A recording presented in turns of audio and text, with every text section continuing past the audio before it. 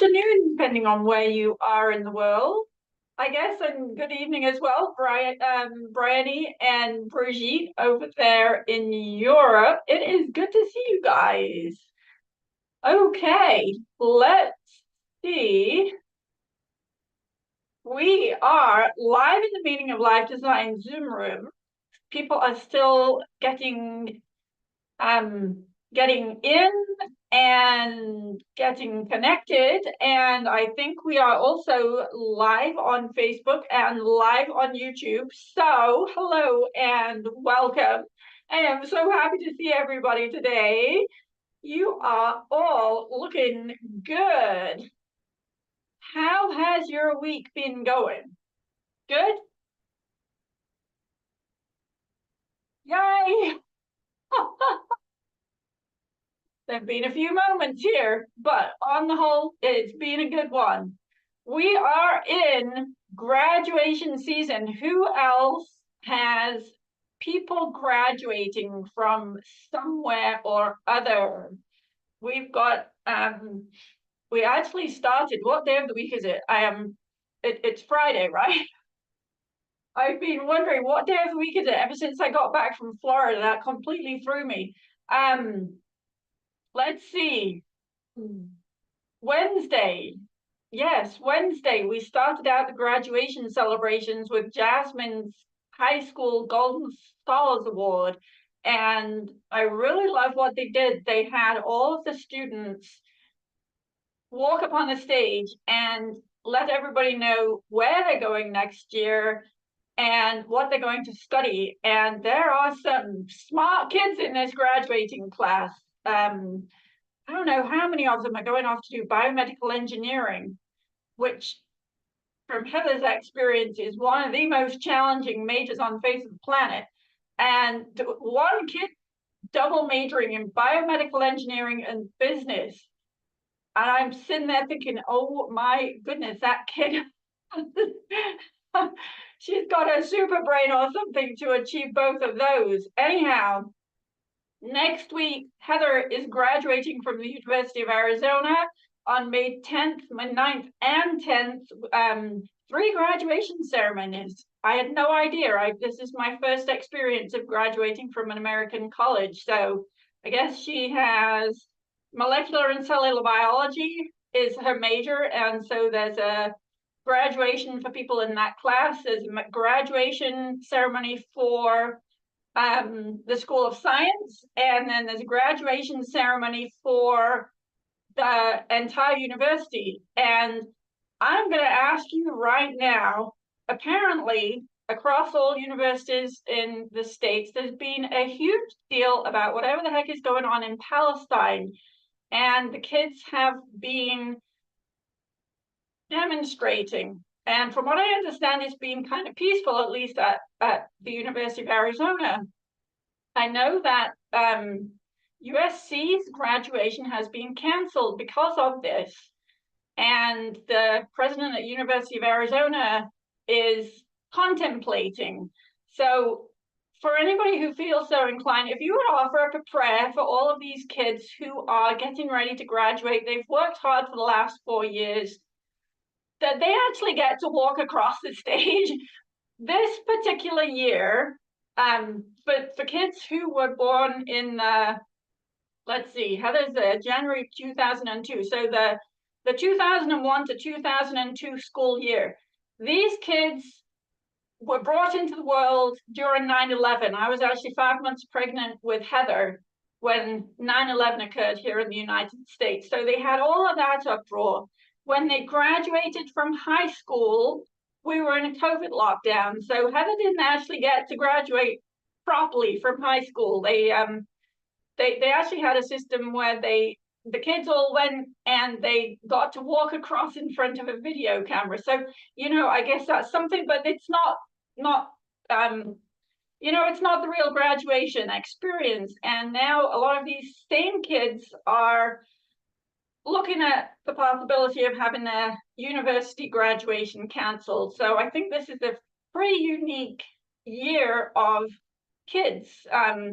So let's just send some goodwill out to them. And let's just hope the world settles down just a little bit so these kids can be acknowledged for all of the hard work that they have been doing over the last 4 years. Okay. I have to say, she's not looking at me right now, but if she's listening, she will be doing. Kim, I love your new hairstyle. Ah, Kim and I have the very same hairstylist, and she did a beautiful job for you, so you're looking beautiful. Okay. We have, oh, Betsy in Massachusetts, May 18th, future granddaughter-in-law receiving her law degree.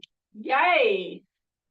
Lots of people graduating and moving on to amazing and wonderful things. We have a whole bunch of questions, and I'm going to jump right in with Jan. I'm coming to visit Jan. I think Saga. rather than anything else, but What a week. Oh my goodness. what a week indeed. Well, let me just show you where we are though. Here's where we are. Quilting all done. Yay! Okay, Except for my errant, whoops, that's not the one. Except for my errant butterfly, I'm still not able to transfer over the files that you sent me, Sarah. I have to say, Sarah emailed me, I think, 3 times yesterday? I mean, talk about customer service. Oh my gosh. It's like, she had nothing better to do than to help me with my problems. But Sarah said something about, well, your hoop, something about my hoop size. And that got me thinking about, I always use my big magnetic hoop, but my actual hoop that came with my machine is not large enough for those files that I was trying to transfer. And I don't know why this didn't occur to me earlier, but it didn't. So even though I can use my magnetic hoop, it's nice and big, my machine will not show me files that it thinks is too big for my machine. Do you follow me? I follow you. So my first question, so to put everything in context, you've been working on block 6 of Sunshine Cove. You've been given a daily update on your progress after asking for help in that Facebook group and being given so much love and encouragement. So yay for that. And this week you've been doing the quilting because your original goal was to complete the whole block by the end of April, which would have been Tuesday. Right. So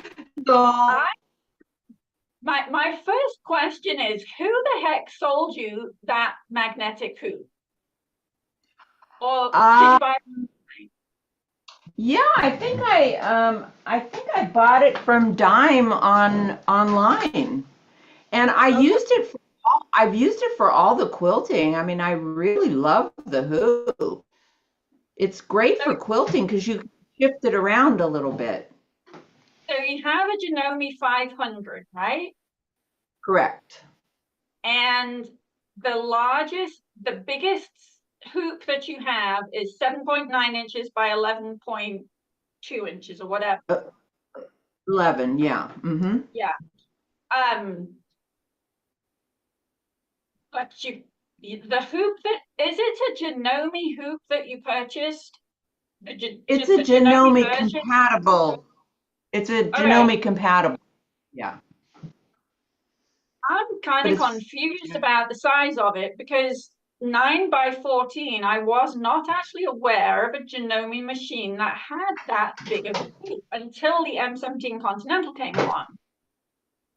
Yeah, it's this. I'm kind of surprised that it actually will work on your machine anyway. It does, yeah. That is so bizarre. Right?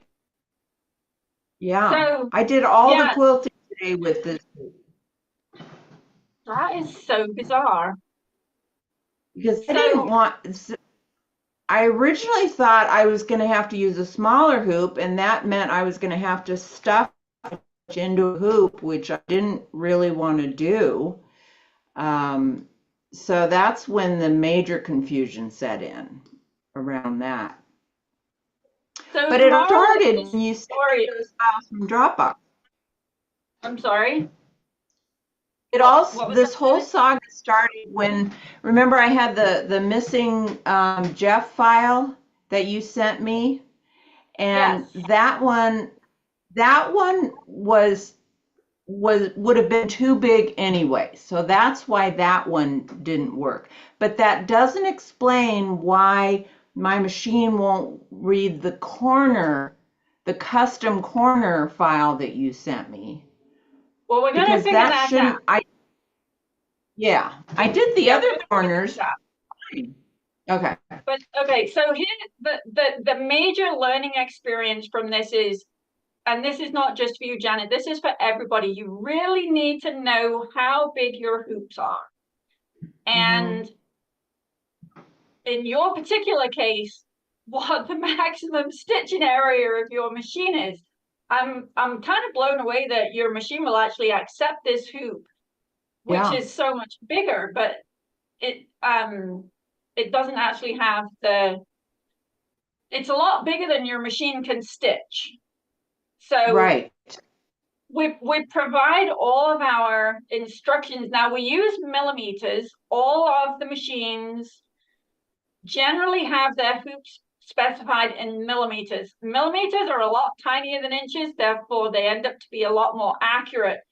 In the beginning, we had a lot of trouble, like in the beginning, as in over a decade ago, thinking, everybody will talk about having an 8-inch square hoop or an 8-inch by 12-inch hoop.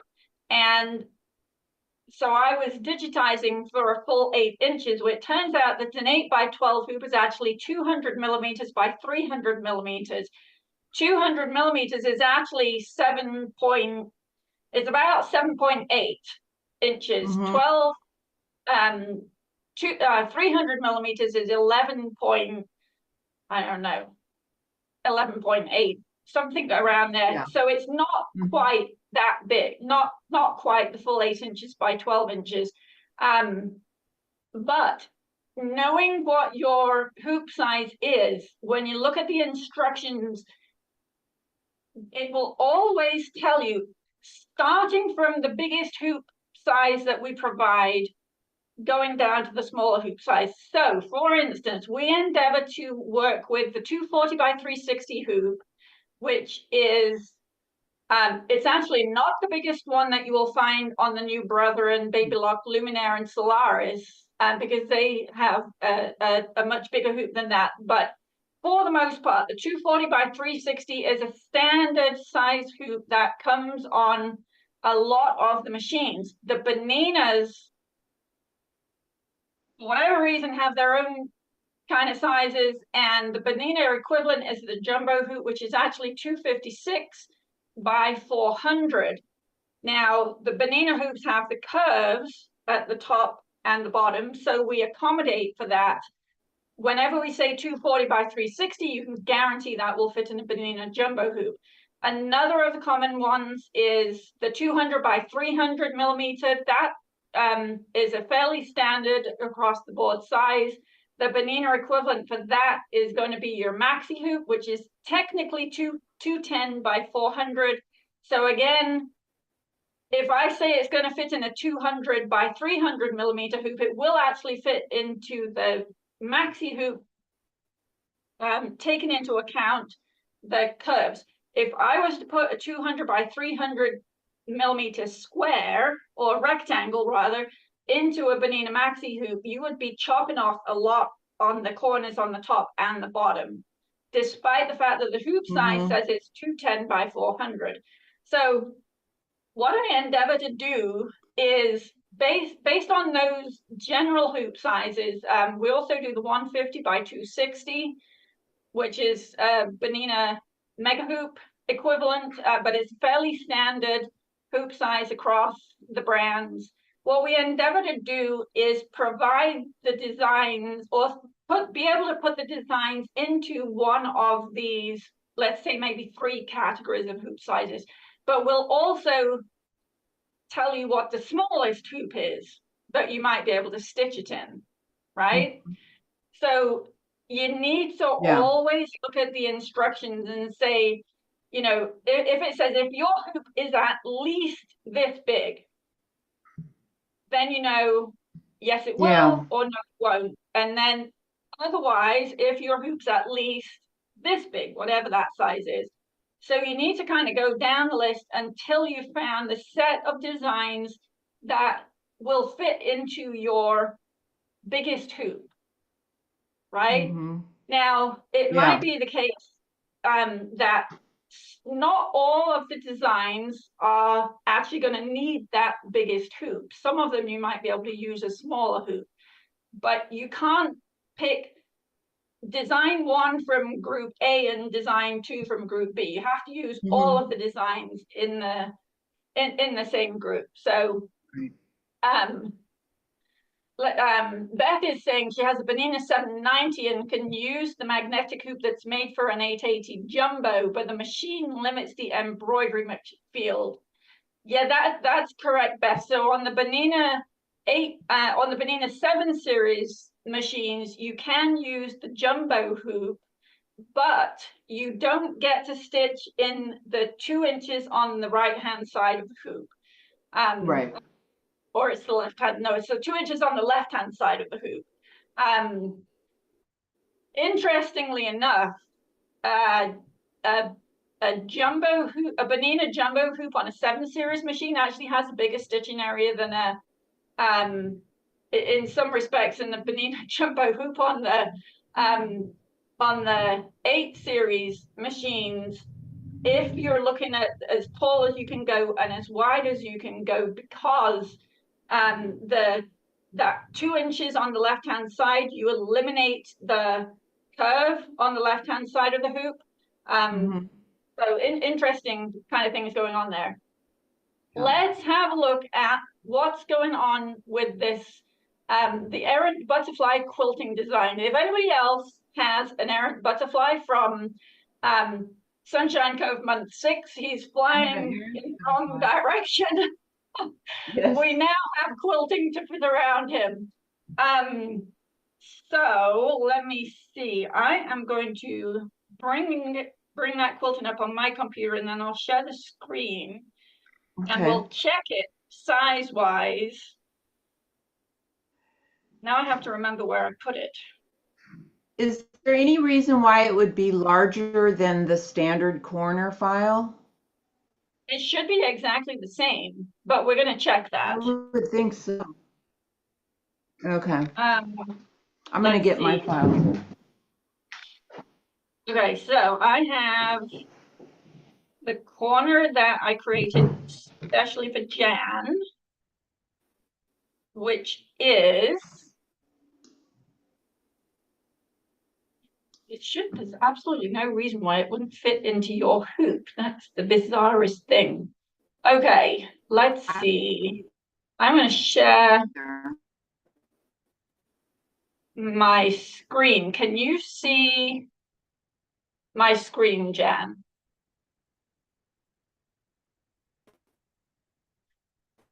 It's looking a lot like we might have lost Jan there at some point. Give me a thumbs up if you can actually see my screen. Okay, thank you. So the design with the butterfly flying, can you see, instead of the head of the butterfly being up here, we've got the head of the butterfly over here to match what Jan has actually stitched up. So this design is measuring 7.229 by 7.483, and in millimeters, where did my units go? There we go. In millimeters, we are at 183.62 by 190. So if we open the regular month 6 We are going to Sunshine Cove, month 6, source, and we want the 24-inch corner. So that's actually 180, basically 184 by 184. Okay. This one is 184 by 190. I gave you a little bit of an extra leg here for your alignment. This actually aligns with the top of the gate on the block below, or the top of the fence on the block below. So I see absolutely no reason why this would. I'm sorry? That little bit shouldn't make a difference, should it? It should not make a difference. You're mainly looking at the width here. Mm-hmm. And what did we determine? 7.9 times 25.4 gives you 200.66 millimeters. So you should be good up to 200 millimeters across. So what happens when you try and load the design?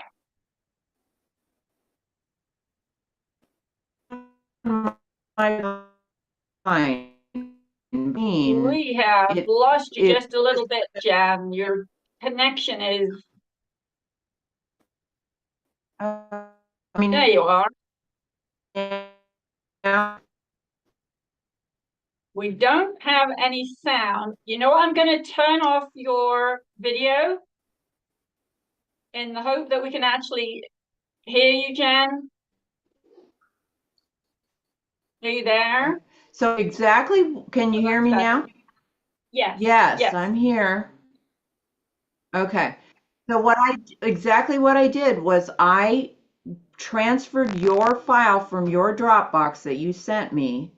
I originally transferred it into my Dropbox and then onto the flash drive. I thought, well, maybe that's the problem, so I transferred it directly onto I downloaded it from your Dropbox and then went directly to the flash drive.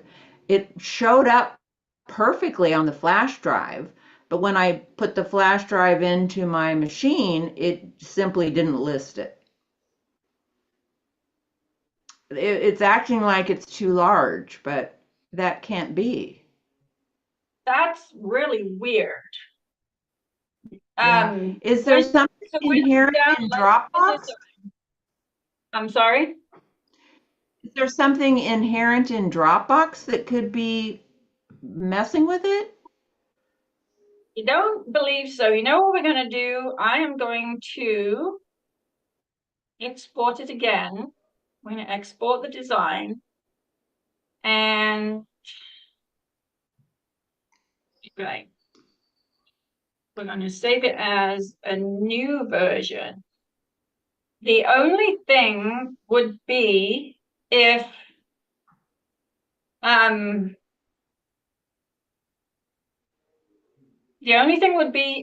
for some reason downloading it from the Dropbox was converting it into a zip file. So I'm actually going to email it to you right now. Okay. And it actually said uncompressed when I checked. So. Well, I tell you what, I'm going to email it to you right now. And whilst I'm answering some of the other questions, if you could go try it in your machine and then come back to me and let me know if it's actually worked. So I'm going to email it to you as an attachment rather than let's see, where are we? Rather than Dropbox, just to see if that helps. And I'll try it out. Okay, I got it. We haven't got it because I haven't sent it yet. Okay. Oh, that's the Zoom meeting. Yeah, here's the email. So that should be landing in your inbox any second. So see if that copy that onto your USB drive. See if that will actually open up in your machine. You got it? Okay, I got it. I will try this out. Thank you. Okay, sounds good. You're welcome. I'll report back. Okay. Oh my goodness. Okay, let's see. Where are we at? Linda, no, Janet's working on the 24-inch blocks. Linda's asking, is it possible she's making the small size quilt? Bryony, good point. Is the flash drive too big? Because some of the machines will not read some of the massive flash drive, but I think I'm correct in saying that Jan has been using this flash drive successfully for all of the other designs, which is why it's so bizarre that this particular one is not actually working. Okay, let's see. Kim, let me find you. And you are up next. You find me? I've got you. Yep. Okay, so I don't know that I actually know the answer to this question, but hopefully somebody else will. So you say, if someone is considering entering a quilt in a competition, how important is it to stick with all batiks or regular cotton quilt fabric? I'm using batiks for all of the applique on Simply Dreaming and have Kona cotton white as the background. With that in mind, what type of fabric would you use for the backing? And do we have any other tips for possible competition quilt? I would put regular cotton on the background rather than a batik. The batiks I found, they're a much crisper fabric, so your quilting stitches won't sink into them quite as prettily as they will on regular cotton fabric. So any regular cotton. If you're using the Kona cotton on the front, then maybe you could match that on the back. I think anything goes. I haven't actually entered a quilt in a competition in a really long time, like well over a decade. Although I will say, do you all know Gina Perks from the Copper Needle? She's actually here in Payson, Arizona, but she is a long arm quilter. She's also a Bonina dealer. She was at Paducah last week teaching, and she sent me a little video of Daryl Leach's Yellow Submarine quilt, which won third place at That's wonderful. Paducah. That's wonderful. Wow. Still excited about that, but I don't know that there are any rules or regulations about mixing types of fabric. I think if you're happy with it and it's got your workmanship on it, I think you'll be good. Okay, I just didn't know. One of the, you might actually connect with Daryl in the Facebook group and see Okay. if she has anything. Let me see. Not all together. Well, page we want group. Let's see.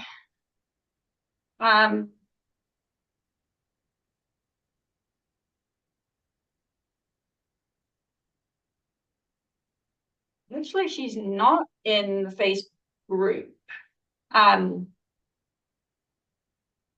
The only comment I've ever received when I've entered a quilt in a competition was from Libby Lehman when she judged Go Bedazzle way back in 2010. And she had a very light-hearted, sarcastic comment in her judging comments. And she said, please trim all of your thread ends on the back quilt next time. And so that's something that you might look out for. Okay. And I had actually free motion that, and on the Bonina machine, when you use the thread cutter, it will draw both of the threads down to the back, and you end up with little 1/2-inch long tails. So make sure that your thread ends are nice and neat on the back of the quilt, although it apparently is not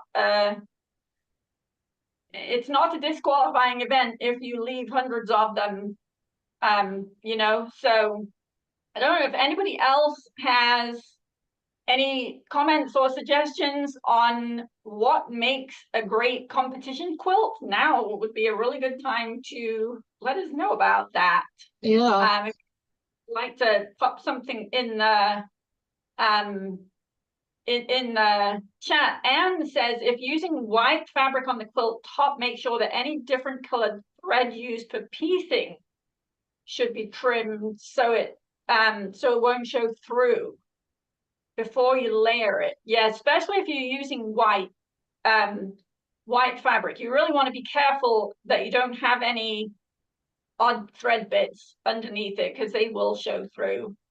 Yeah, I planned on in some of the scenes where the applique comes together and you've actually got a piece of the background fabric that you'll be stitching in that seam and the applique. I plan to switch threads and just use the white on the part that is the background fabric and then switch to the color of the applique that I'm joining together. Okay, that sounds like a brilliant idea. One other thing for Simply Dreaming, when the applique actually goes into the seam allowance, every now and then it's a tendency to shift a little bit. If you use double-sided quilter's tape to hold that seam instead of pins, then you'll get spot on 100% accurate joins with the stitching. Have you tried using a walking foot with that? Does that help? Because it always seems to, I'm pretty good at pinning, and I'm gonna try the tape suggestion that you said. That sounds like a good idea. But it just seems like it always pulls that under layer different than the top layer, even though they meet up perfectly before I start stitching. Would a walking foot help that? Yes. Yes, it would. Does your machine have dual feed on it? Yeah. Definitely use dual feed, but a walking foot will help even more. I know on the Baninas, we've got the dual feed and it is great for piecing. But if I'm going to be quilting in the ditch, let's say, I will go to the walking foot, because that's it's a little bit more than the dual feed. So yes, you might try the walking foot as well. Another thing that you might want to do, especially for piecing the blocks together in each row, would be use the embroidery design to do the piecing for you. I think it shows up in month 9. So you can use it in any of the months where you're simply joining the blocks on each row together or on each side. Because then if you have the double-sided tape holding the 2 pieces of fabric together, the nice thing about the piecing is that you completely eliminate any drag from the foot. So you're talking about the embroidery file that is seaming, doing the 1/4 inch seaming. Yeah. Yeah, I think you have it in month 7 also. It should, yeah, it doesn't, because all of the blocks are the same height anyway. So yeah, if it's in month 7, let me have a look here. 7 is that flower border that goes around, and yeah, it is in month 7. and they're a little bit bigger than some of those blocks are bigger than an 8-inch block, but because it's kind of a with that one big flower piece. 7 had the extra, because that was kind of on the inside of the outside border, so it had a little bit extra fabric to go into the center of the quilt. Yeah. Okay. So that one, that one works. Yes. Okay. All right. Thank you. You are welcome. So Chantel has a comment here. She was a scribe for her guild's last quilt show. We had a national judge. The only fabric-related comments were about color placement and color choice. Never anything about mixing batiks and regular cotton. So that's good to know. Yeah, and I great. think the color chosen that I've seen in Facebook are actually really pretty together. And then Gloria said, you want to make sure that your your binding has fabric. So your binding needs to be full all the way to the fold because they don't like empty binding. And then Joyce says she's been dinged for the mitring of her binding. So be really careful with your binding. The no hands pipe binding goes down really well with the judges. Oh, you're muted here. That's what I want to use, is that piped binding. So I Yes. know that they're real particular about binding, and will they accept that? Absolutely. Okay. Yes. All right, great. Yes. I really like that method. Good. I love it too. And yeah, there's absolutely no reason why the judges wouldn't love it as well if it's well executed. So make sure you've got your corners mitered beautifully, and also, as Gloria said, make sure that your quilt is all the way into the fold, which it should be. You know, the piping actually helps with that because it adds that little bit of bulk in the binding. So I don't think you would have any problems there. Okay, great. Thank you, Sarah. Okay. And thanks Well, everybody else. I appreciate it. message from Jan in the chat. It worked. Yay.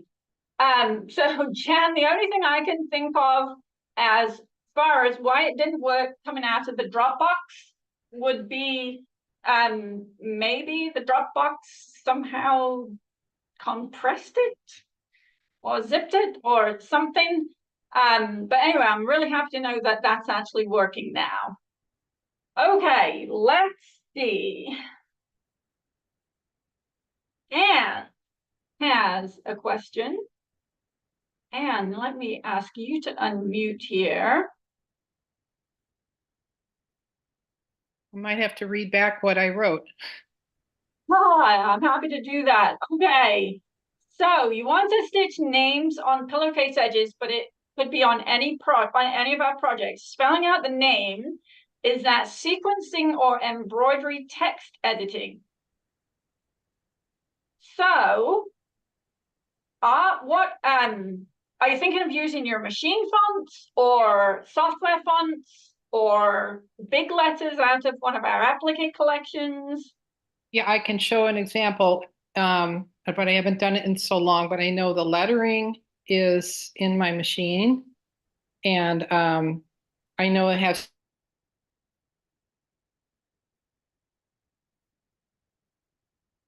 You just love internet connections right now. And connection has halted everything. Oh no.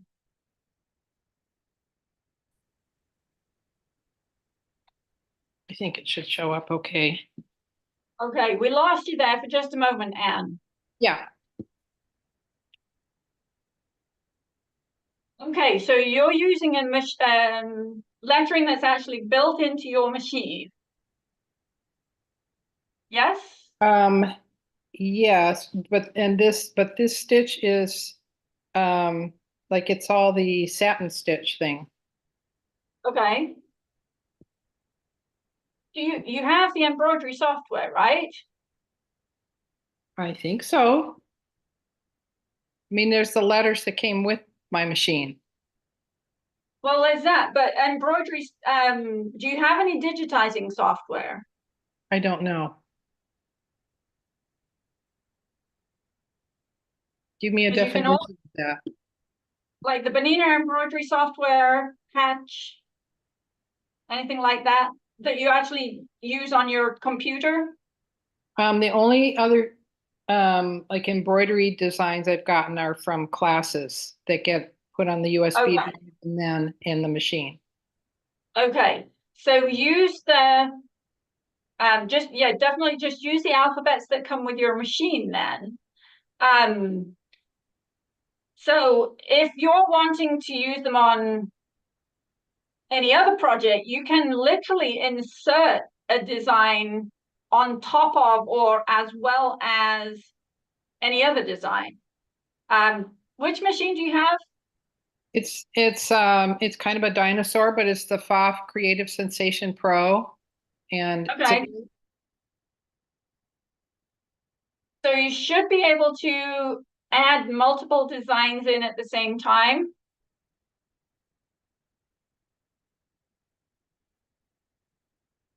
And is not very far down the street, and the internet connection has gone I've again. taken classes.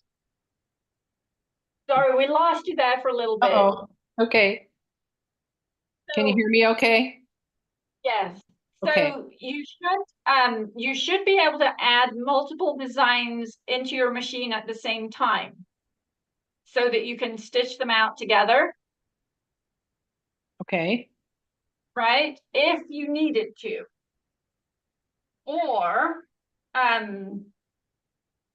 it's usually the case that if you're creating a word that you want to stitch in the embroidery machine, just adding the letters, it more likely will automatically center in the hoop. Okay. So when it comes to lining up, and I must say, it looks like you did a fabulous job of lining up the word that you wanted to stitch onto your pillowcase. So are you comfortable doing that?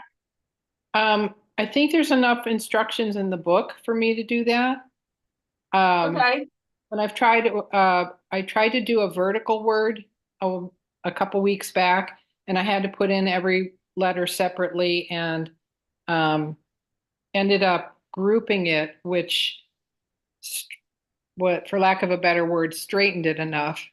But I don't know if I could even repeat that. It was just, I feel like I'm making up my own directions to get that to work. But maybe horizontally it'll be better. Well, I would imagine now, so vertically as in, what do you mean by vertically as in, you have the word Leanne, right? So Leanne, vertically, Yeah, like that, the vertically would rotate it. Excuse yeah, me. I was doing a word on like a book spine would have a word on it. But instead of Okay. going horizontally, I put all the letters straight down. Okay. But in this case, these would be all across on the cuff of the pillowcase. And each one will Right. have, a kid's name on it. Okay. So if you write that in your embroidery machine, something that might be helpful for you is to add a placement line, a crosshair Okay, that yeah. represents the center, because then knowing that it will automatically land in the middle of your hoop.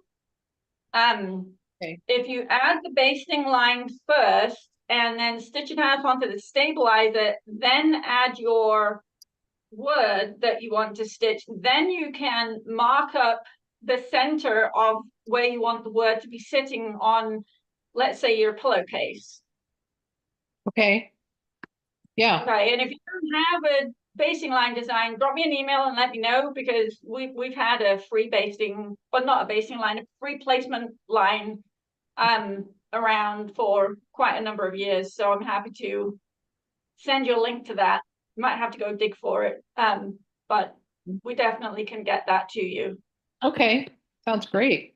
I hope this helps somebody else too. Yep. Yep. So I guess definitely building words in your embroidery machine and adding the placement line will help you get the word centered on wherever you want to stitch it. Thank you. That's my birthday present today. Today's my birthday. I just turned 70. Okay. God, it's so hard to say out loud. Well, have a beautiful rest of your day, Anne. Thank you. I'll be on the call here. Thanks. Okay, bye. Okay, let's see. Joy has a question about Simply Dreaming. Joy, coming to ask you to unmute here. Oh my goodness, there are birthday cakes with candles on floating down the chat. That was so funny. Okay. Joy, if you are here, And if you can unmute, then we can have a chat. Let me see. It looks like Joy isn't actually at her computer right now, so we'll come back to her in a minute. Stephanie. Stephanie, coming to ask you to unmute here. How's that? That works. How are you? I'm good. I'm real good. So I have a brother luminaire, Uh-huh. and I was having trouble. This is my MEL, posies for MEL. And even on this little tiny guy right here, he's lifting. He's all lifting that didn't catch right here. And we discussed this a couple of sessions ago where you said it might be that the hoop is not, when we put it into ScanNCut, it might have shrunk it because it's 11. Well, even these little guys are missing. If you look on this one, this is lifting right here. There's a little lift right here where it didn't catch Right. it. Can you see that one? Yep. Oh, can you see it? It's right there. They're all over this thing. And I was just about to start that big one you just spoke about. It had the big blocks. I can't remember the name of it. I just downloaded it. I've got all the fabric, but I'm afraid to start because if it's missing and it's a bedspread or it's a quilt, this is not going to get used that much, but a big quilt will. Right. But this has got misses on it on these big guys. It'd be like this section over here would miss. And so anyway, I took it to my brother tech 2 weeks ago in Weatherford, Texas. He is 3 weeks out on repairs or servicing. So I should see him in about a week and a half. And he's going to check with brother and he's going to check with ScanNCut and see why I'm missing. I took him this, so he saw where it was the problem. Whether it's my brother or whether it's the ScanNCut or whether it's why is it missing? I'm wondering if it is something I can't fix, can I increase the ScanNCut somehow so that it makes these things just a little bit bigger? Is that what the answer could be? So given the number of people who have stitched this, you're probably using the PES files, PES? Yes, ma'am. Okay, I don't believe there's anything wrong with those, which gets us to the cutting of the shapes in the first place. Are you using the SVG files or yes, ma'am. FCM files? SVG. That's possibly your problem. So what file should I be using? Use the FCM files. FCM, okay. Yeah, let me show you why. I'm going to share my screen. Let me just get Brother Canvas Workspace. Are you using the SVG files in your directly in your machine? Yes, ma'am. Okay, that's probably what your problem is. Okay. So, can you see my screen? Yes, I can. Okay, so I am in the Brother Canvas Workspace software, and for all of our SVG files in recent years, we've taken to putting a 12-inch square around them so that you can have an easy, guaranteed way to make sure that your shapes are the exact right size. Now, a few years ago, why do we do that? So if you're using the Silhouette Cameo, I've never heard of any problems. The Silhouette Cameo Studio software will import an SVG file. 12 inches is 12 inches. Everything is good. Okay. If the people who are using the Cricut Maker, there was a period of time when you imported an SVG file and it would be 187 inches regardless. You know, it would end up being all kinds of different random sizes. So by having this 12-inch square around, you could select everything, set it to be 12 inches, and it doesn't matter what size it came in. For the Brother Canvas workspace, what happens is this, and I'm going to go to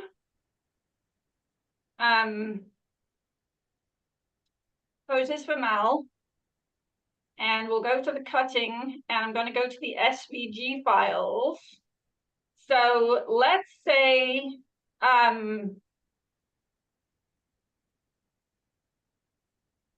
let's see, the spiral is probably going to be a fairly big design. So I'm going to import that.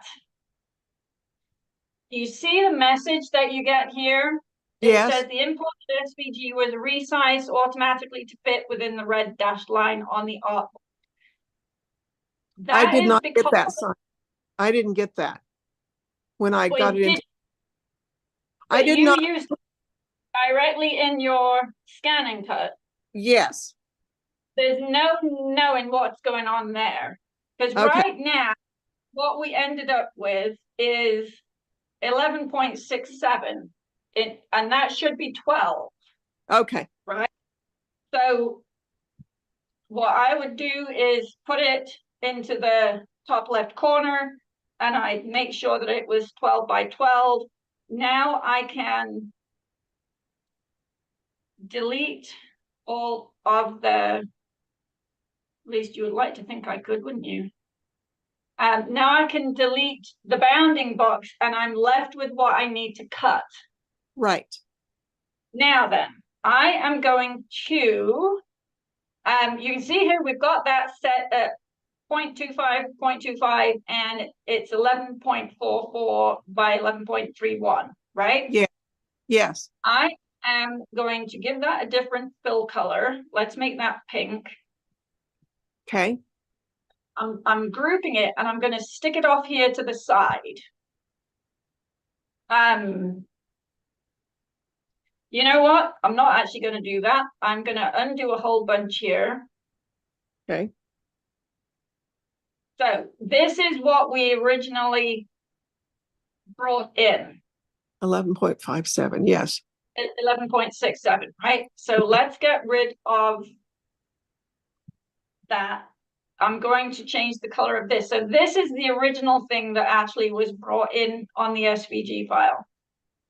We're going to make it pink. I'm going to group it, and I'm actually going to set it to 0.25 and 0.25 Okay. on it. That only did the one. Okay. You'll have to do them individually, right? Well, no, I'm just trying to group everything, and for whatever reason, it wasn't playing.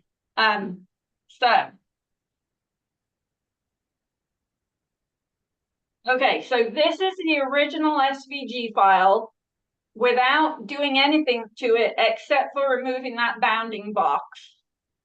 I've grouped it. Yep, we're grouped, and I've changed the color. So I'm going to, except for, I am not understanding what is happening right now, but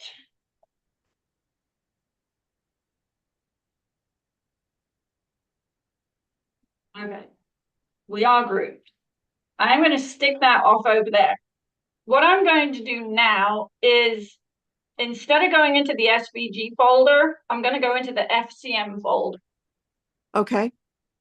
And we did the spirals, right? Right. That is sitting exactly where I want it to. If we select all of these, you can see they're at 0.25, 0.25. So they're a 1/4 inch in from the edge. Okay. Right? If I take this group of stuff and move it to 0.25 by 0.25, can you see the size difference? Yes, I do. Big difference. So it doesn't altogether explain why because yours aren't that off. No, They're they're just not a that far off. They're just a pinch off. Yeah, they're just enough to not catch the stitch. which is a little bit weird, but this is what would happen using the SVG files without fixing the sizing issue, which is why we provide the FCM files. Brother is actually the only cutting machine company that allows us to provide you with files that you can use directly in your cutting machine. Okay. Silhouette and Cricut have all kinds of copyright stuff going on, but wherever they are provided, use the FCM files rather than the SVG files. Good to know. Okay, I just didn't want to start a big quilt and then be so disappointed, and all that money I put into the fabric. And, you know, you get so excited and then you're getting failure after failure and you're thinking, I know I followed the rules very carefully, and why? It's just kind of, you know what I'm talking about. Yeah. Exactly. So here's a way of testing this. Use either one of the coaster designs or the tulip designs that are included in Poses for MEL. Did that have the same problem? I cut it out manually. Okay. So that's a big cheat. I love the binding that you put on there. How beautiful is that? It's all cute. Yeah.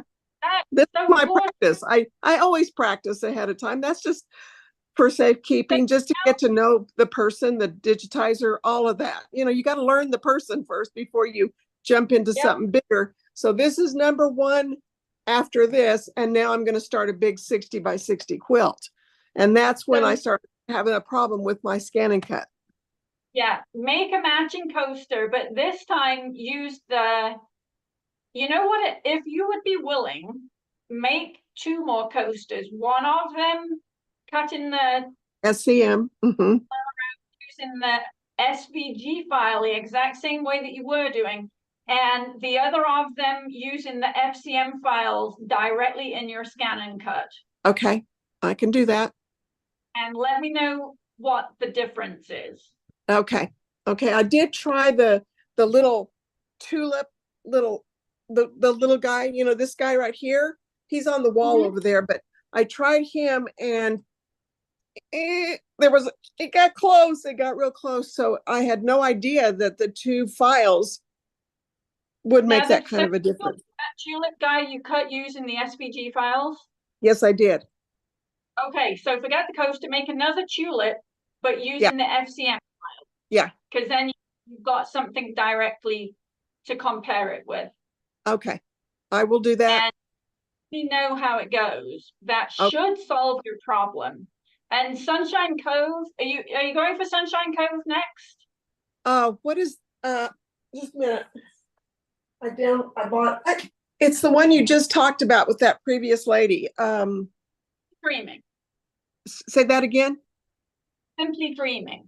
Yes, Simply Dreaming. That's the one I want to do. Yeah, use the FCM files. Okay. Good to know. You should have no problem. You know, I don't know if maybe I read everything I can before I start, but I saw nowhere where it says if you have a Brother Scan, or if you have Brother ScanNCut, or if you have a Brother machine, you may want to do that. I don't know if that's good to have in your notes or whatever, if it's anywhere. I don't remember seeing it. Hang tight 1 second. I want to see for Poses for MEL.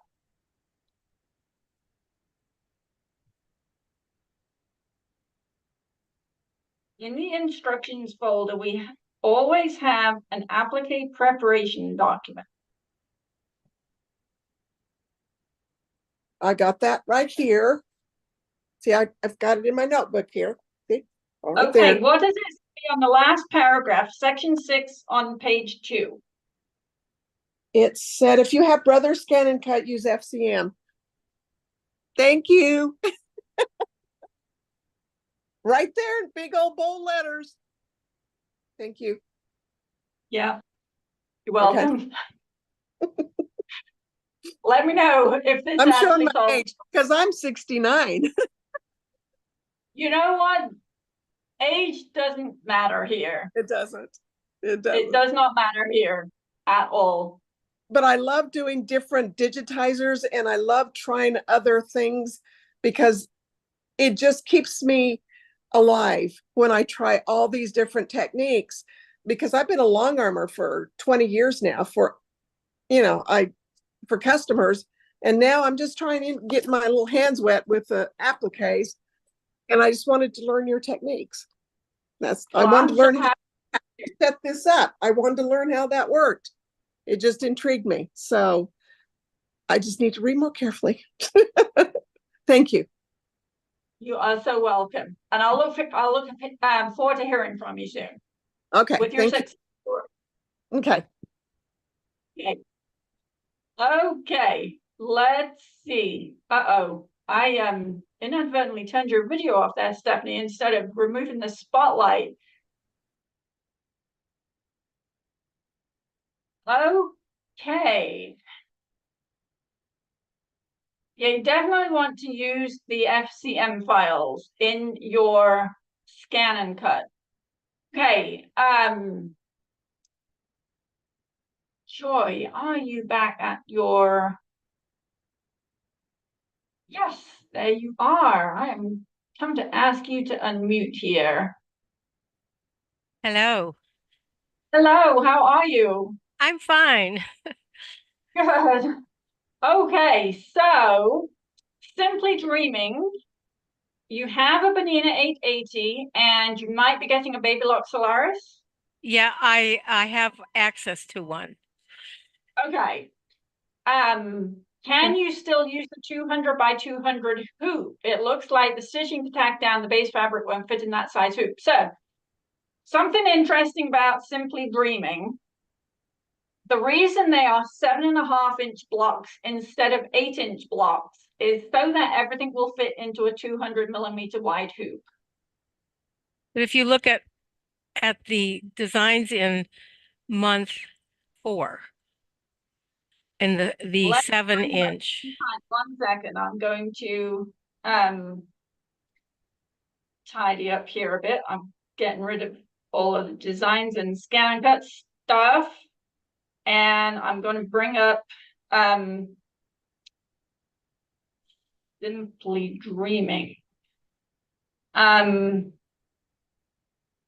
requires me to find it. Okay, so you're specifically looking at a design in month 4? Yes, in the 7-inch.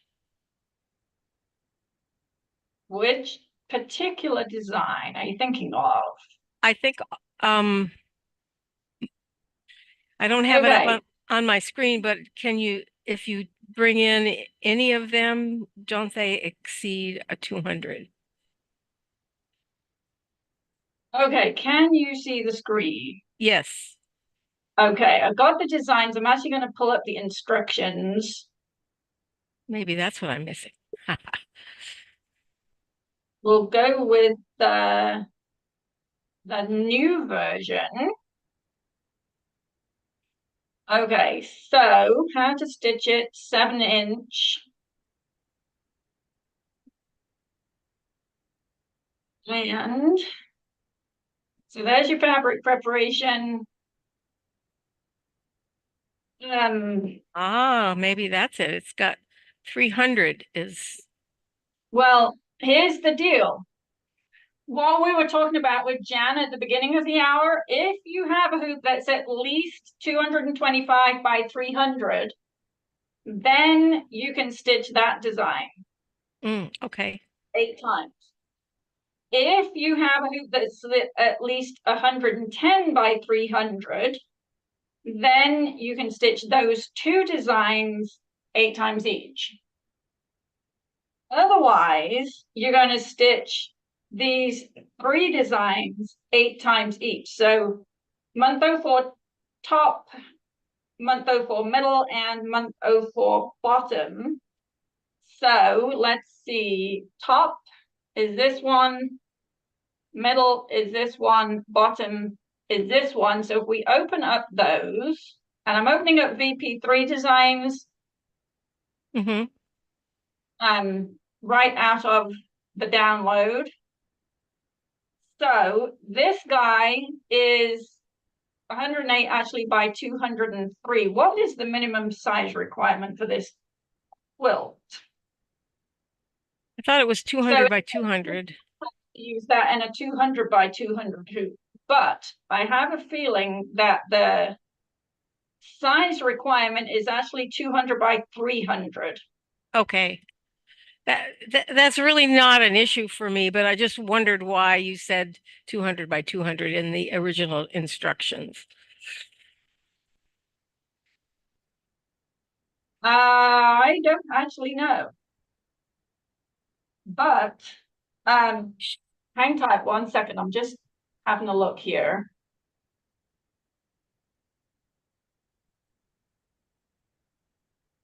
And I was hoping to use one of the magnetic hoops that the Babylock has, but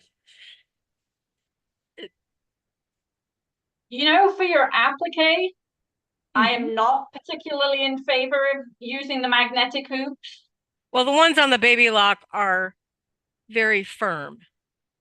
Okay, They're not the dime. okay. You know what? I cannot find what I'm looking for here. At the very beginning, when you start talking about the quilt, at the very beginning instructions for the whole quilt, I think I don't even know if it's not even in the fabric requirements. It's in just the very beginning. If you hear any background noise, that's my grandson throwing things out.